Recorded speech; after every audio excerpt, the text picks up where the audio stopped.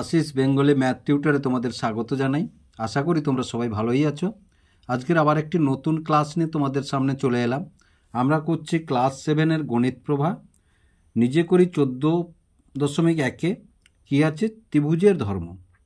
তাহলে ত্রিভুজের ধর্ম জানার আগে আমাদের কয়েকটি বিষয় জেনে নিতে হবে ত্রিভুজ সম্পর্কে, তারপরেই আমরা ত্রিভুজের ধর্ম সম্পর্ক নিয়ে আলোচনা করব।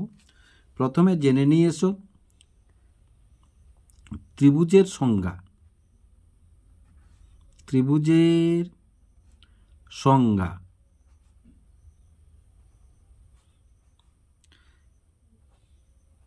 তিনটি বাহু বা ভুজ বলতে পারো, বাহু দ্বারা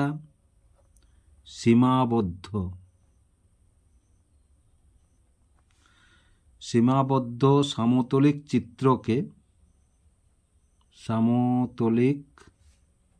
চিত্রকে ত্রিভুজ বলে।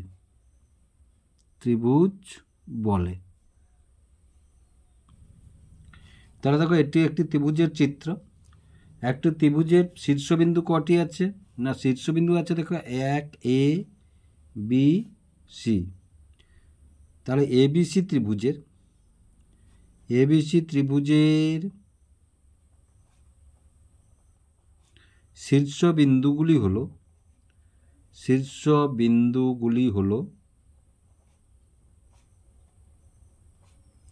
A B C, অর্থাৎ তিনটি শীর্ষবিন্দু। তোমাদের বইতে আছে, প্রশ্নটি দেখবে। এবার দেখো,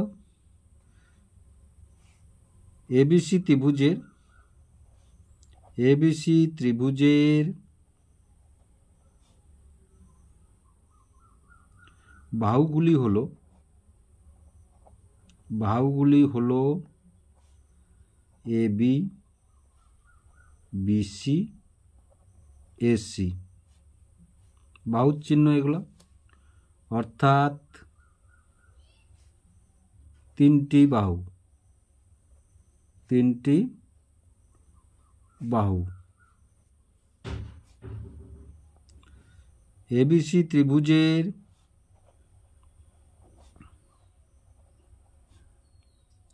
কোণগুলি হলো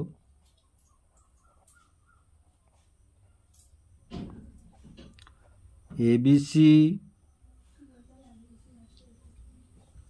BAC ACB, অর্থাৎ তিনটি কোণ। ত্রিভুজ 6 প্রকার। বাহু হিসাবে 3 প্রকার। 1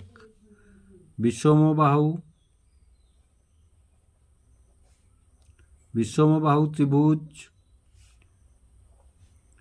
সমদ্বিবাহু ত্রিভুজ,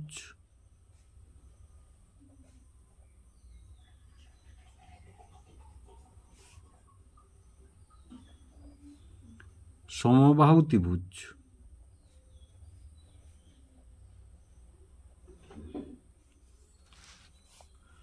কোণ হিসাবে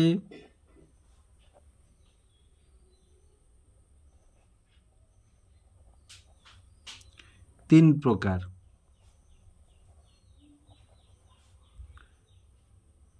1 সমকোণী ত্রিভুজ,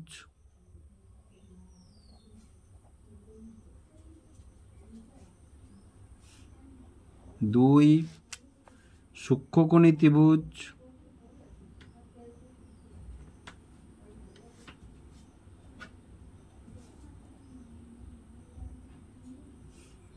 3 স্থূলকোণী ত্রিভুজ।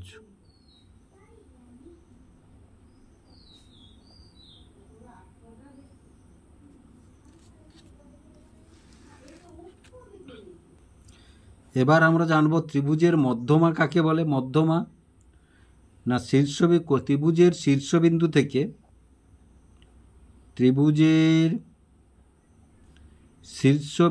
থেকে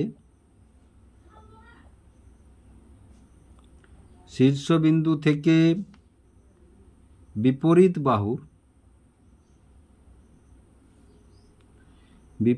বাহুর মধ্যবিন্দু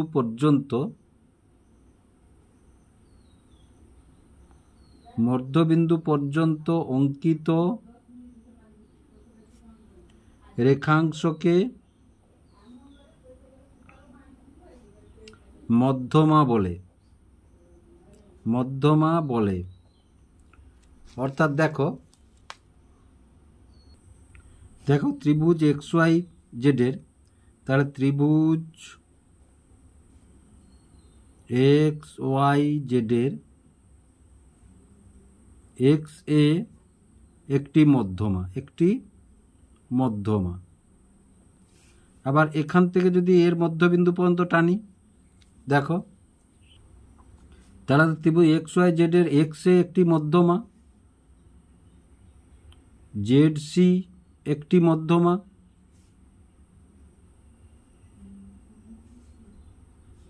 এবং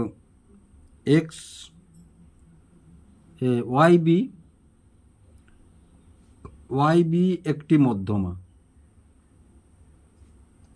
তাহলে একটি ত্রিভুজে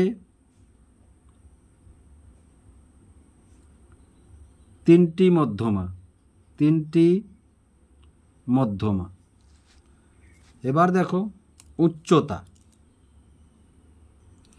তাহলে ত্রিভুজের উচ্চতা কাকে বলবো আমরা? না ত্রিভুজের শীর্ষবিন্দু থেকে, যে কোনো শীর্ষবিন্দু থেকে বিপরীত বাহুর উপর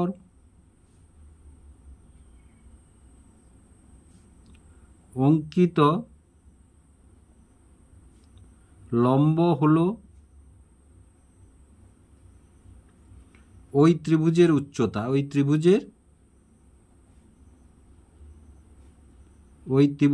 উচ্চতা। যেমন দেখো তোমাদেরকে যদি দেখাই আমি, দেখো ত্রিভুজ PQR ধরো, তাহলে দেখো PQ একটি ত্রিভুজ। ধরো P বিন্দু থেকে আমরা বিপরীত বাহু RQ এর উপরে একটি লম্ব অঙ্কন করব।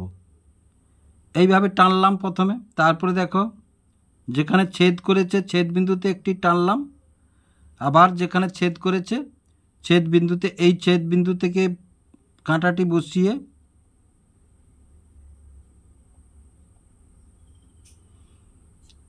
আবার টানলাম। তাহলে দেখো এই বিন্দু থেকে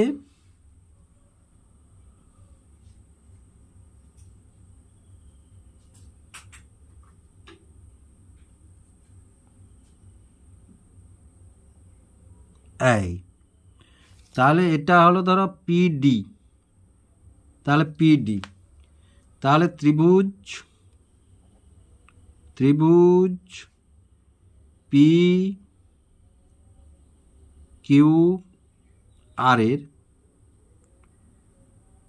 PD উচ্চতা। আবার দেখো এদিক থেকে একটি ধরো উচ্চতা, এইভাবে একটি এদিক থেকে একটি উচ্চতা ওই পদ্ধতিতে অঙ্কন করা যায়। এটা ধরো RC, তাহলে RC একটি উচ্চতা। আবার দেখো এ ধার থেকেও একটি উচ্চতা অঙ্কন করা যায় এভাবে। এটা ধরো E, তাহলে QE একটি উচ্চতা। তাহলে একটি ত্রিভুজের তিনটি উচ্চতা থাকে। তাহলে এগুলো সব ত্রিভুজের ধর্ম। দেখো মধ্যমাও 3টি অঙ্কন করা যায়, উচ্চতাও ত্রিভুজ 3টি অঙ্কন করা যায়। এবারে আমরা আলোচনা করব নিজে করি 14.1। তাহলে দেখো নিজে করি 14.1-এ কী আছে? সমবাহু, সমদ্বিবাহু ও বিষমবাহু ত্রিভুজাকার ক্ষেত্র কেটে নিয়ে একইভাবে ভাঁজ করে মধ্যমা 3টি তৈরি করি এবং প্রতিটি ত্রিভুজের মধ্যমা 3টি কীরকম লক্ষ্য করি। বোঝা গেছে? তাহলে সমবাহু ত্রিভুজ, সমদ্বিবাহু ত্রিভুজ, বিষমবাহু ত্রিভুজ, ত্রিভুজাকার ক্ষেত্র কেটে নিয়ে একইভাবে ভাঁজ করে মধ্যমা 3টি তৈরি করি। তাহলে মধ্যমা মানে আমরা এখানে আলোচনা করেছি মধ্যমা ত্রিভুজের শীর্ষবিন্দু থেকে বিপরীত বাহুর উপর মধ্যবিন্দু পর্যন্ত অঙ্কিত রেখাংশকে মধ্যমা বলে। এবং কটি মধ্যমা একটি ত্রিভুজে? 3টি মধ্যমা থাকে। তাহলে এবার আমাদের বলেছে কি না সমবাহু ত্রিভুজ, সমদ্বিবাহু ত্রিভুজ। তাহলে দেখো আমরা যদি সমবাহু ত্রিভুজটি অঙ্কন করি, ধরো এটা সমবাহু ত্রিভুজ, 3টি বাহুর দৈর্ঘ্য সমান। এই একটি বৃত্তচাপ অঙ্কন করলাম আর এই একটি বৃত্তচাপ অঙ্কন করলাম। তাহলে এই ত্রিভুজটা যে পেলাম এর 3টি বাহু সমান পেলাম আমরা।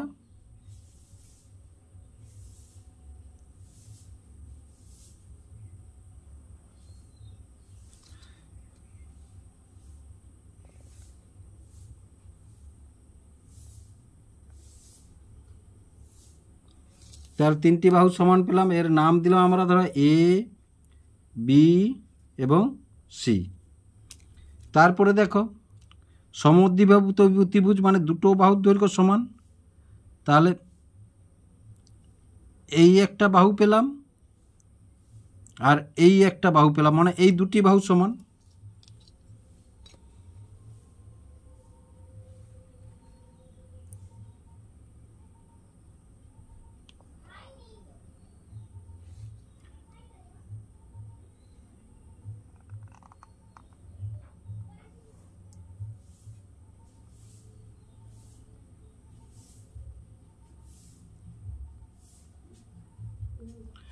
তাহলে এটা ধরো এক্স, ওয়াই এবং জেড। তারপরে ধরো একটা ত্রিভুজ পেলাম, এটা বিষমবাহু।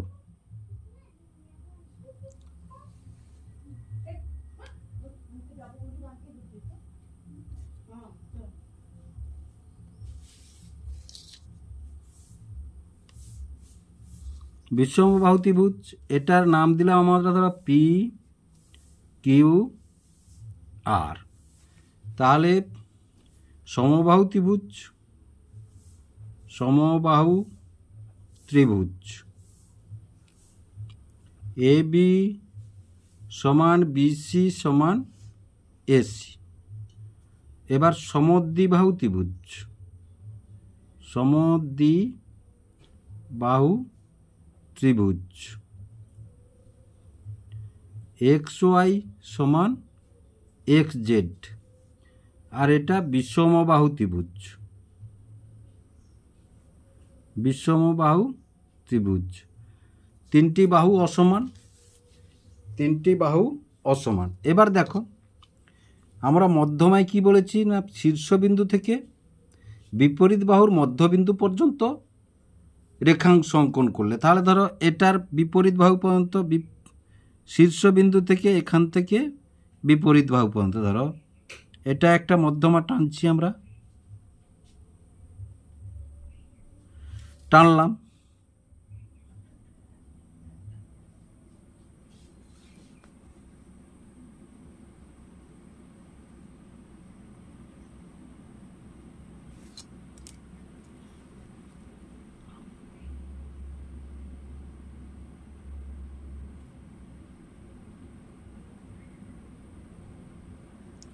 এটা একটা মধ্যমা টানলাম,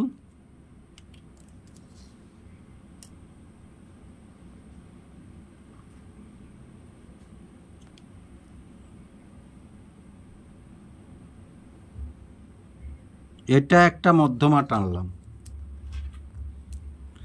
তাহলে নাম দিলাম ধরো মধ্যমা 3টির নাম দিলাম ধরো আমরা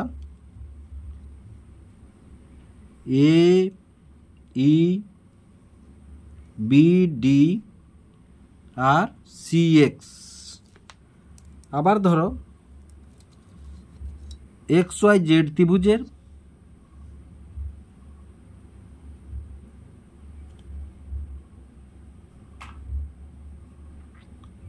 এই একটি মধ্যমা,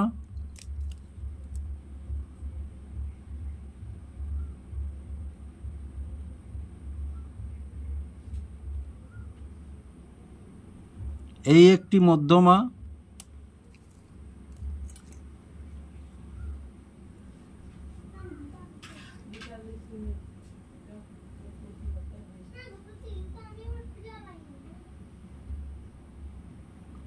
এই একটি মধ্যমা।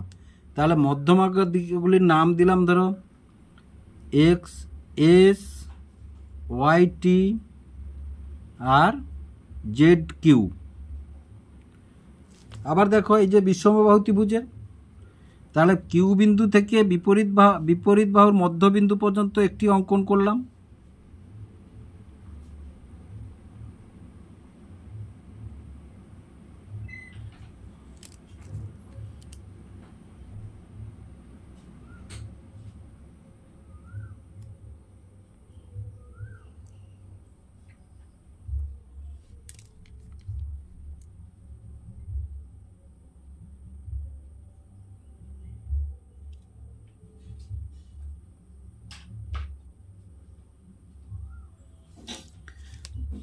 তাহলে এটার নাম দিলাম কিউ এ, আর বি এবং পিসি। তাহলে দেখো এগুলো মধ্যবিন্দু আমরা ধরে অঙ্কন করেছি, কিন্তু মধ্যবিন্দু নির্ণয় করে অঙ্কন করতে হয়। আমি সহজে মধ্যবিন্দু ধরে অঙ্কন করলাম। তাহলে সমবাহু ত্রিভুজের মধ্যমা তিনটি লক্ষ্য করো। তাহলে মধ্যমা তিনটি ধরো ও বিন্দুতে ছেদ করেছে। আবার দেখো এক্স ওয়াই জেড সমদ্বিবাহু ত্রিভুজের মধ্যমা তিনটি ও বিন্দুতে ছেদ করেছে। আবার ধরো পি কিউ আর ত্রিভুজের মধ্যমা তিনটিও ও বিন্দুতে এই বিন্দুগুলোর নাম আলাদা দিতে পারো। তাহলে একটা জিনিস লক্ষ্য করো, মধ্যমা ত্রয় কিন্তু প্রতি ক্ষেত্রে মধ্যমা তিনটি কিন্তু একটি বিন্দুতে গিয়ে মিলিত হয়েছে, একটি বিন্দুতে গিয়ে মিলিত হয়েছে বা ছেদ করেছে, একটি বিন্দুতে মিলিত হয়ে বা ছেদ করেছে।